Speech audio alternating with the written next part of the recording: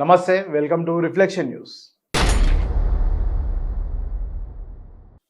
అంతర్జాతీయ ప్రయాణాలు చేసే భారతీయులకు జర్మనీ భారీ ఊరటనిచ్చింది. జర్మనీ మీదుగా మూడో దేశానికి వెళ్లే భారతీయ ప్రయాణికులకు ఇకపై విడిగా ట్రాన్సిట్ వీసా తీసుకోవాల్సిన అవసరం లేదని స్పష్టం చేసింది.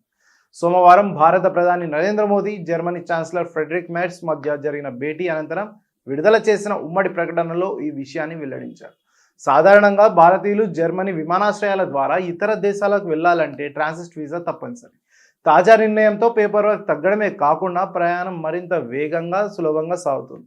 ఈ చారిత్రాత్మక నిర్ణయంపై ప్రధాని మోదీ హర్షం వ్యక్తం చేస్తూ ఛాన్సలర్ మెర్జ్కు కృతజ్ఞతలు తెలిపారు. ఇది రెండు దేశాల ప్రజల మధ్య అనుబంధాన్ని మరింత బలోపేతం చేస్తుందని ఇరువురు నేతలు అభిప్రాయపడ్డారు. ఛాన్సలర్ మెర్జ్ తొలిసారిగా భారత్లో పర్యటిస్తున్న క్రమంలో విద్య, పరిశోధన, ఉపాధి రంగాలపై ప్రత్యేక చర్చలు జరిగాయి. జర్మనీలో పెరుగుతున్న భారతీయ విద్యార్థుల సంఖ్యను నేతలు స్వాగతించారు.